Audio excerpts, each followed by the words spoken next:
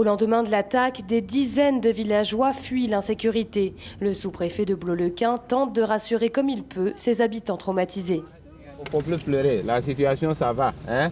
Chez vous là-bas, il y aura beaucoup de militaires, vous allez vivre en paix. Beaucoup de courage, maman. Okay. Ce haut fonctionnaire a du mal à cacher son désarroi à la vue de ces femmes et enfants jetés sur les routes. À l'entrée du village, un cadavre, celui d'Oulaye Tako, un chef milicien pro-Gbagbo. Chef de rebelle Tako depuis la guerre de 2002, c'est son corps qui est là. Les soldats ont laissé sa dépouille en évidence, comme pour prouver leur efficacité. Je suis très content, je suis très content. Pourquoi? Parce qu'ils ont tué, depuis la guerre de 2002, là, nous est fatigués ici. Ces combattants se sont réfugiés au Libéria voisin à la fin de la crise de 2011. Depuis, Abidjan les accuse d'attaquer les villages proches de la frontière. Ici, à Petit Guiglo, tout est détruit. Ça dépasse l'entendement. C'est tout le village qui a été brûlé.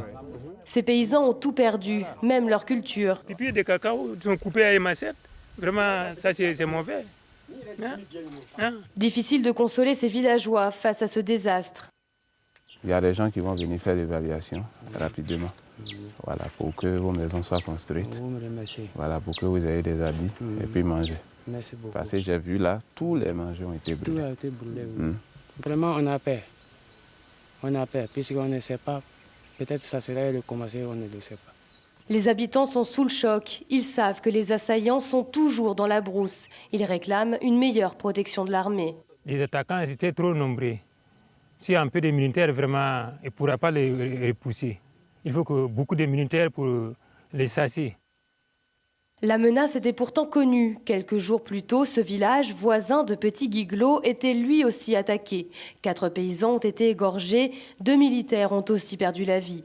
Le hameau est encore désert, seule une poignée de soldats sous-équipés montent la garde. Certains ne font même pas partie de l'armée.